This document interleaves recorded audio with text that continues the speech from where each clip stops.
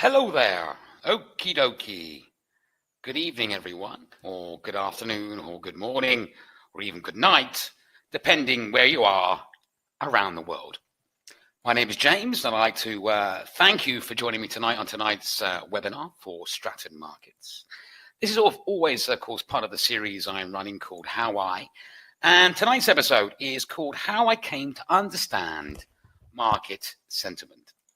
Written by myself, of course, James Trescothick, who's the Chief Trading Educator here at Stratton Markets.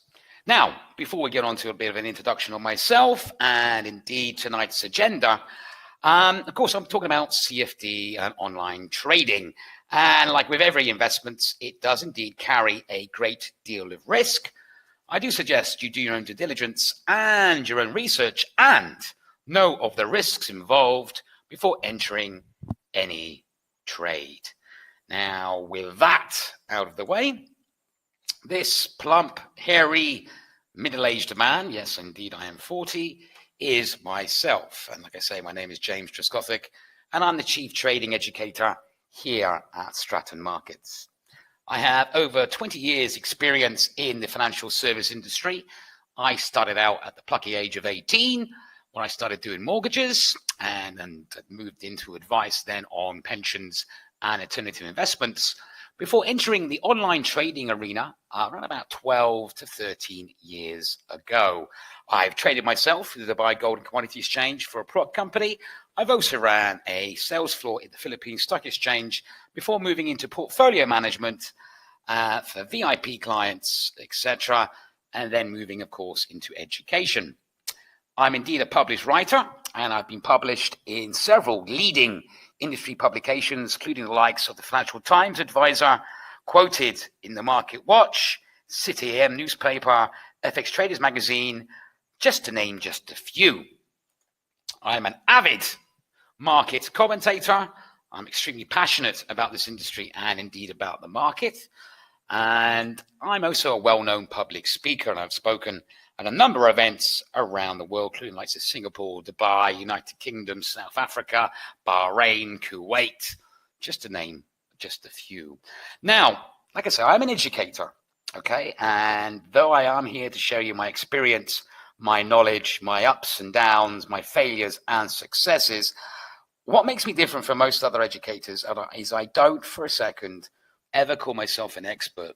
The whole point of these education webinars, which I do, is to share with you my knowledge and this information, but for you to use this then to use as a foundation for your own education, your own knowledge, and to really find out, indeed, if trading is for you.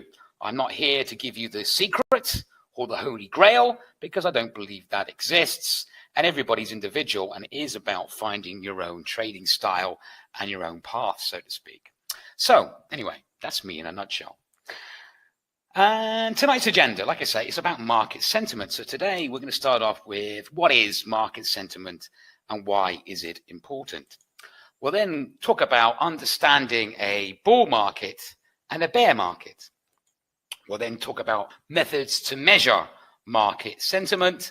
Then, of course, we'll talk about the COT report, which is the Commitment of Traders report, which can be helped and used to engage what market sentiment is, before we're going on and touching a little bit about relative strength index, before of course, going on to our question and answer session. So, let me show you myself. I'll give you a second. Let me say hello. Hello. Hello, everybody. Right. So, what is market sentiment? Market sentiment is the overall emotion that traders are feeling towards the market.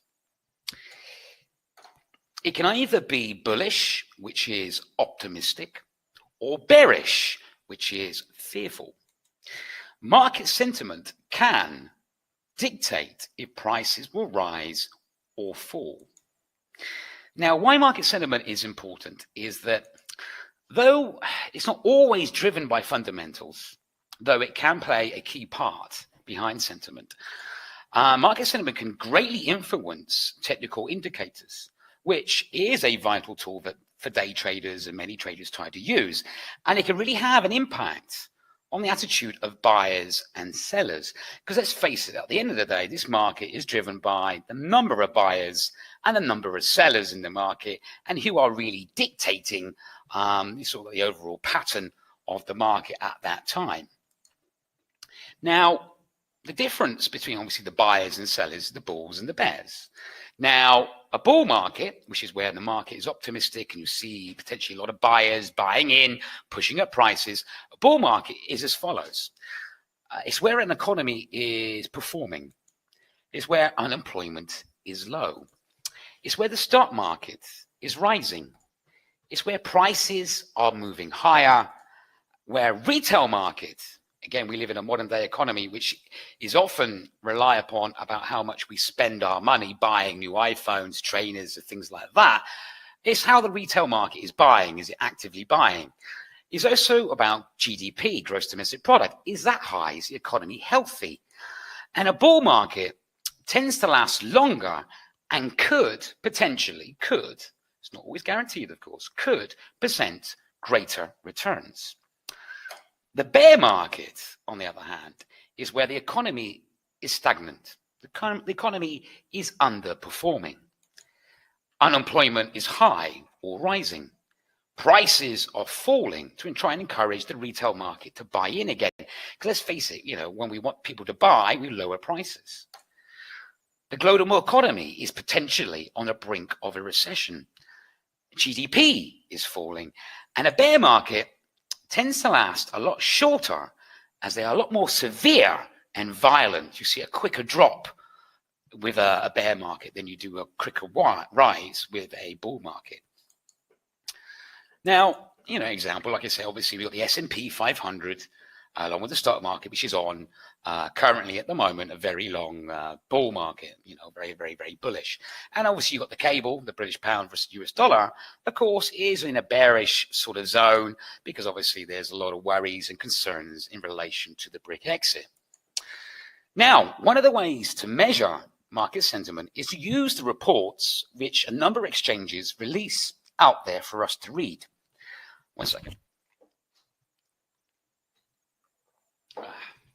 I must apologize, ladies and gents, because at the moment I've got a little bit of a sore throat.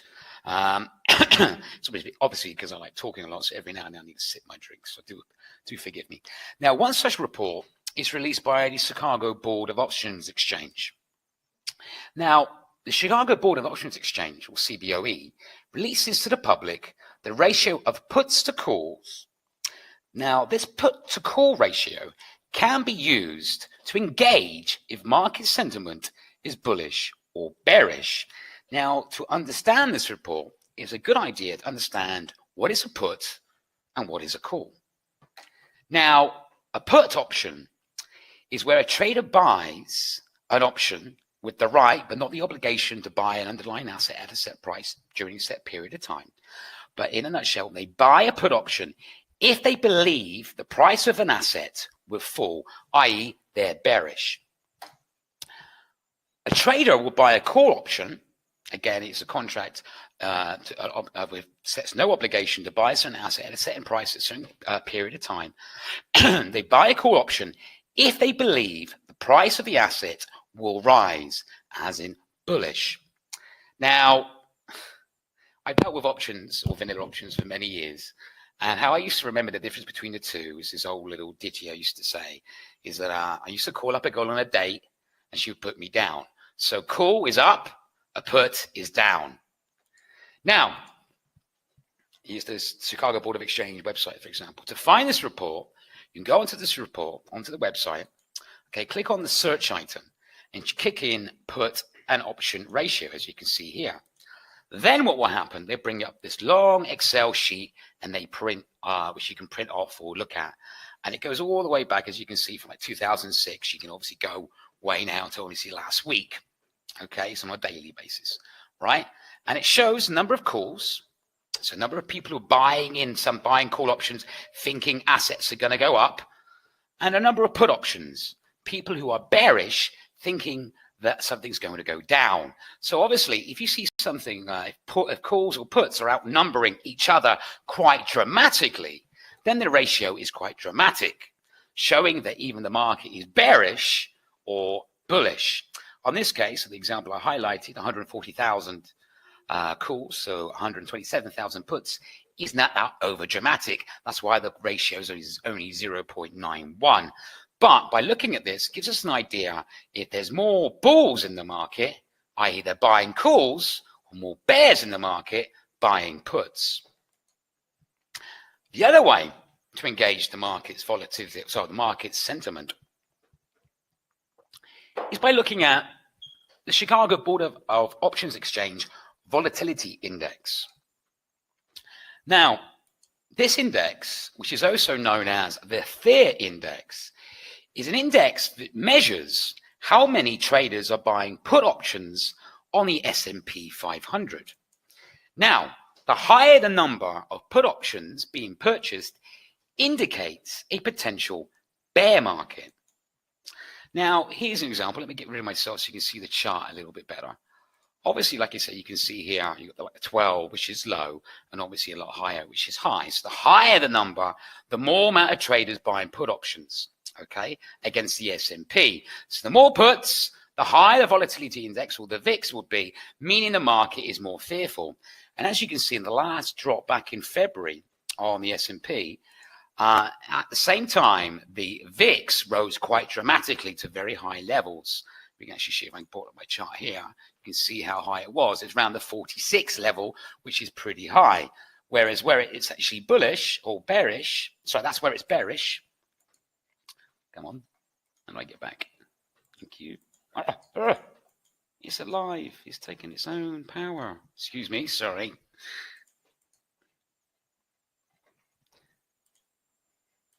Okay, right. So I'm showing you that's the 50 level. Now, I think my laptop is possessed. Why can't I then go back? Ah, there we go. Got there in the end. Sorry about that. Right. Whereas obviously you can see at that time where it hit the 50 level, the S&P indeed sold off. As you can also see at the time, it's round about 12 at the moment, meaning the S&P, so less puts being bought, which is indicating the S&P is on a potential bull run. So a VIX, or watching the VIX, is another potential way of engaging what market sentiment is. So remember, 50 level, bearish, round the 12 level, slightly bullish market, as you can see there. The other way to engage bearish or bullish sentiment, or what the market sentiment is looking at the commitment of traders report. Now,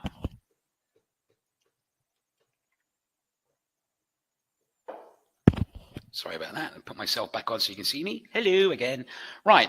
The commitment traders report provides the breakdown of positions opened or currently open as of the Tuesday in a trading week on the major exchanges in the United States. Again, this is a free report, like the options report or the put-call ratio, which is open to all of us to look at and read and engage if indeed the market is potentially bullish or potentially bearish. Now, the commitment of traders report, okay, separates the traders into two groups, the speculators and the commercial traders. Now, speculators are traders who are looking to gain profit by going in the right direction of the market, as in they're not purchasing actually anything physical. They're speculating on prices where they could go up or down. So if there's a bullish market, they'll be going in heavy on long positions. If it's a bearish market, they're looking to go short on or heavy on short positions. Whereas the commercial traders, they include like some merchants and producers who are looking to hedge their positions, as in they're buying it physically for their manufacturing or manufacturing for their goods. So if you look at a bearish market, they're going to be doing opposite to what, the direction of prices are going, to hedge and protect themselves. Now, the committed trader report looks like this. So as you can see, you've got your speculators, okay, looking to get the direction to gain profit, and you have commercial, your merchants, those are looking to hedge themselves. You have the number of long positions that a speculator is doing. So you can see it's long there. This is on gold. And you have the number of the short positions. And at the same time, you have commercial who are looking to obviously hedge themselves. So you can see their long and short positions. So the theory is, again, like everything is just a theory, if the large speculators are shorting heavy positions, and the commercial traders are also doing the shorter positions, means potentially you're looking at a bear market. If it's the other way around, long on speculators and long commercial are looking to hedge themselves, again, a bullish market. Remember, this is released pretty much every Friday for you to engage with what the market's looking at. So this is the Tuesday on the 14th, this report here. But yeah, this is, again, is a good way of ascertaining what type of market sentiment we are dealing with. Now, there's another thing, of course. Obviously, you've got several indicators you can use, the bulls and the bear indicator, which I'll cover another webinar and do that again in something different. But we'll talk a little bit about the Redshift Strength Index, because I discussed this, and it's one of these indicators which, again, sometimes works, but then sometimes gives us not really clear signals of where the market's potentially going. As we all know, the theory, it's a early warning indicator, and it trades between 0 and 100.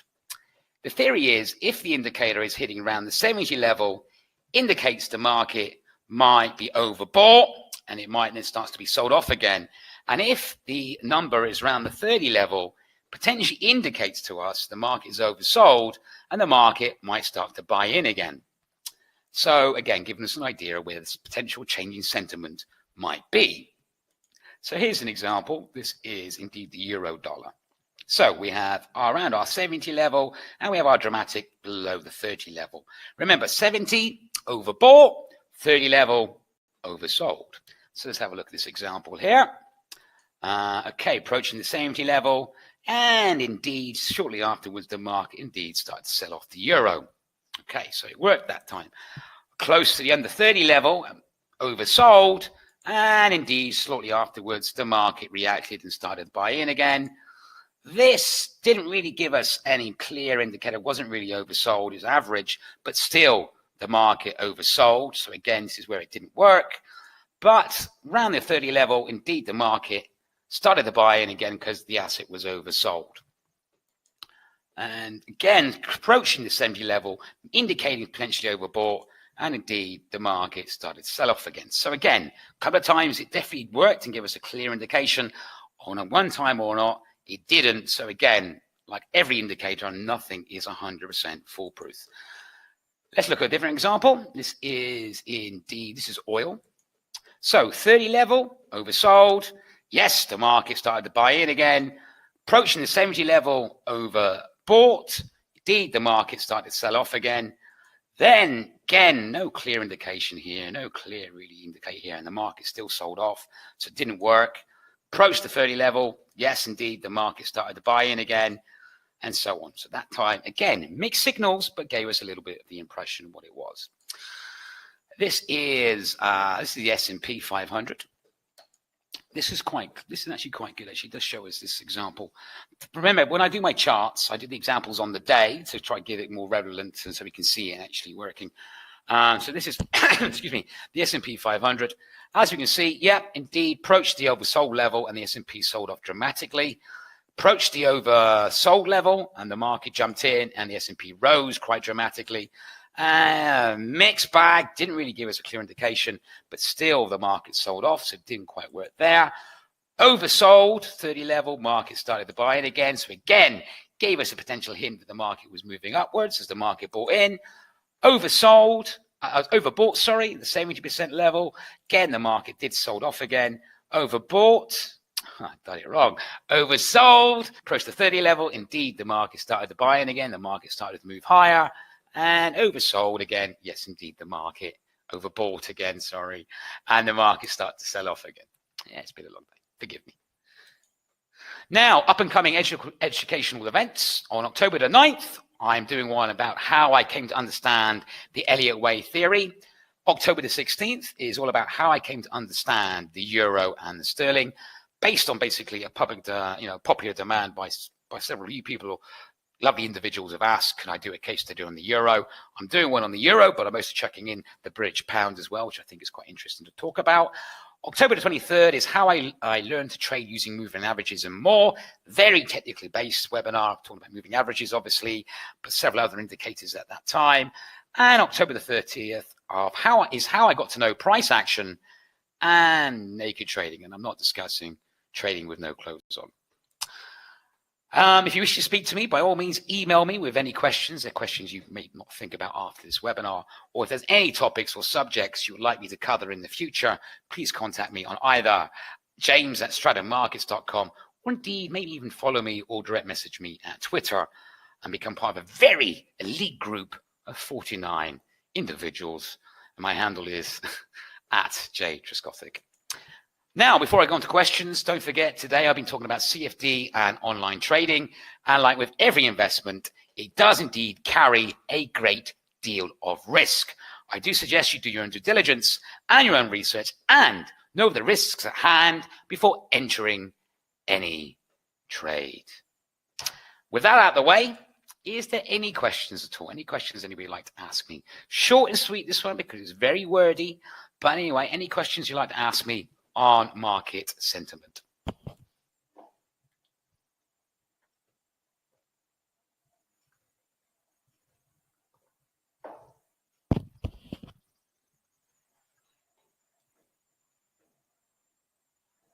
Hey, Dennis. Good to see you, my friend. How are you?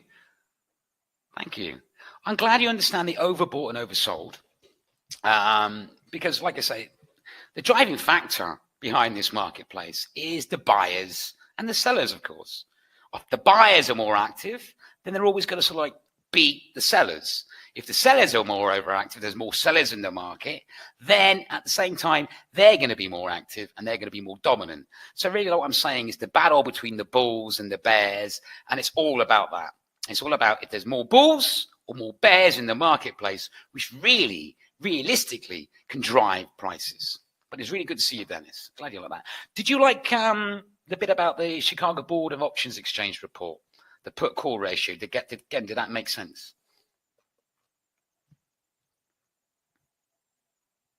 Did that make sense? Was there anything else you want me to go over or cover that bit again?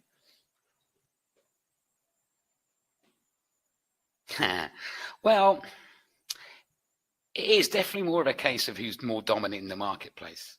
Because at the end of the day, it is really based on who's buying, who's selling, and how many there is. How about the commitments of traders report? Did that make sense as well?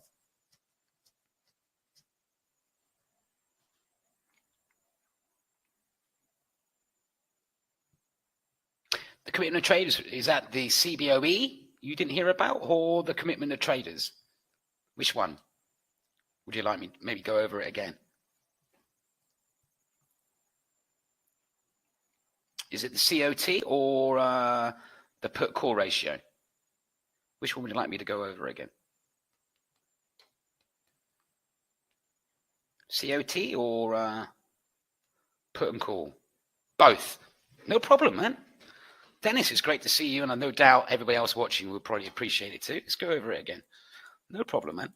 It'd be an absolute pleasure. Hang on. It'd be easier if I just do this, wouldn't it? Okay, so where were we? Right. Now, okay, Chicago Board of Options Exchange, major exchange, okay? Obviously, is options, okay? And options, to reiterate it, what type of derivative it is, it's a contract that gives the buyer or seller, my pleasure, my friend, my pleasure, buyer and seller the right, but not the obligation, to buy an asset or sell an asset at a set price during a set contract time. Okay. Now, there's two types of options. There's the put and there's a call. Now, traders buy put options on an asset if they believe the asset was going to fall in price. Okay. A trader will buy a call option if they believe the asset was going to go up in price. So put is bearish and call is bullish, okay, in the layman's terms. So with this report, which you can find on the actual official website of the Chicago Board of Options Exchange, it's going to look for call put option ratio. And if you see there, it gives you that there. You can click on that And then you can download this report, which is an Excel sheet. And it goes from like 2006 all the way to today. Okay. And then you can see the number of calls, so number of people buying bullish positions in options, and a number of puts, people buying bearish positions. So people who are optimistic and people who are bearish. And excuse me, if there's a dramatic change in the number of calls and number of puts, then the ratio can be quite heavy. Okay. And the more dramatic the ratio is, then the more of a hint it's released on a daily basis. Okay. More of a hint, okay, of what the sentiment is. For example, if there's more call positions, then clearly the market's more bullish. If there's more bearish positions or more puts, then obviously the market is indicating it's slightly more, potentially more bearish. So that's why that report is an idea. It gives you like an overall sentiment of what maybe the main players are thinking. Okay. Same with the commitment of trader report. Again, it's a similar thing. Okay. This is a weekly basis. It's for a Tuesday, and I believe it comes out on a Friday. Okay. Again, it's totally available to anybody to read. Okay. The commitment of trader report shows the number of positions opened as of the Tuesday of the trading week. So a little bit behind, but again, it's still, if you record it over weeks and look back on it, you can see if the sentiment is changing or not. Okay. Now, the report, okay, separates the two groups of traders, speculators and commercial traders. Speculators are those basically just looking to gain profit by going in the right direction, whereas the commercial traders, include merchants and producers, are actually looking to hedge themselves. They need this produce for their manufacturing, so they're hedging themselves on what they need or the materials they need for their business. Okay, so this is how the report roughly looks like. You've got your speculators and your commercial. Okay, so remember, speculators looking to gain the direction, to gain profit, commercial looking to protect themselves, hedge themselves against prices. So if you see there's their long and their short, long and short. So the theory is if they're large speculators, again, looking to go in the direction, if their long positions are bigger than their short positions, and the long positions of commercial are looking to protect themselves or also more than their short positions, then potentially that market is bullish. If there's more short on speculators and more short on commercial, again, they're looking to potentially maybe, it's a bearish market and looking to protect themselves. So again, that's one way of reading the report. Does that make a bit more sense now, Dennis? Yeah?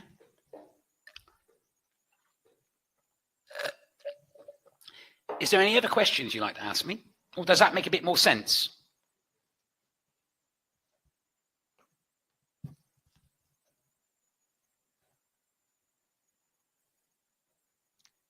Excellent. Dennis, as you're here, is there any question, any sort of topics you'd like me to do? I think, was it yourself who requested oil at some point? You'd like me to do on oil? Oh, good. I'm glad you made a bit more sense. Good. Good.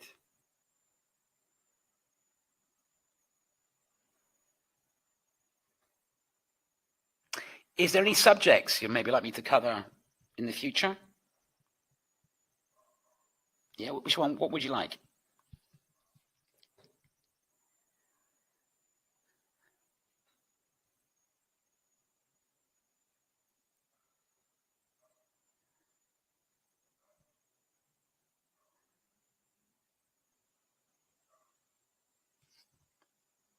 Any subject in particular, buddy?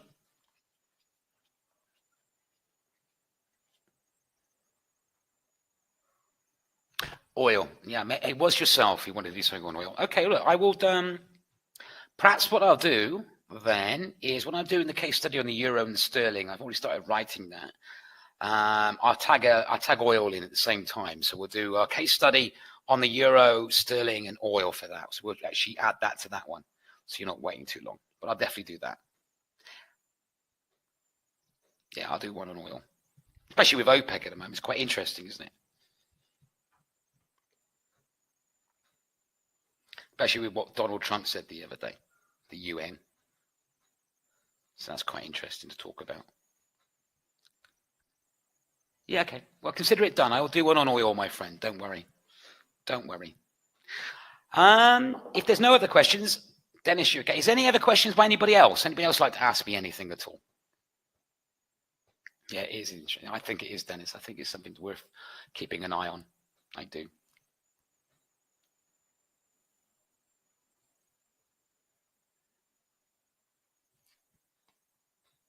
No, my pleasure.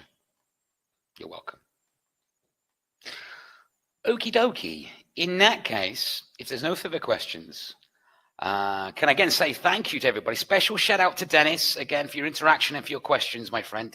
It makes all the difference when someone's asking me something and I know that someone's not sick of my voice, so to speak. And don't forget, of course, to give a rating at the end if you enjoyed it or not, you found it useful. Please let me know by rating it or by indeed emailing me and let me know if there's areas you wish me to improve on or whatever. Because remember, I write this educational stuff for you guys, everybody out there, you ladies and gents out there, to try and use it.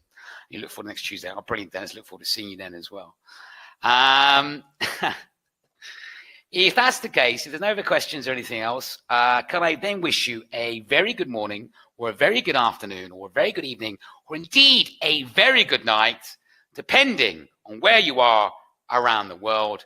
Till next Tuesday, can I wish every single one of you, again, a big thanks for coming, but every single one of you, all of you, trade safe.